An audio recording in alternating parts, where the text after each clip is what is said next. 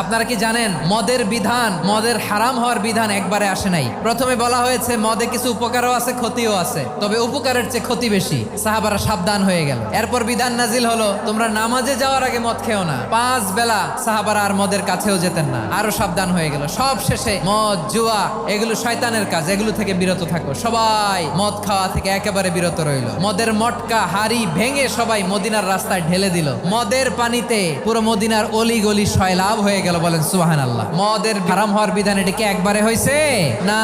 আমাদের কাছে অনেকে আসে, আয়সা বলে হুজুর আমার মেয়েটা পর্দা করে না, ওর জন্য দোয়া করেন। তা আমি বলি বয়স কত?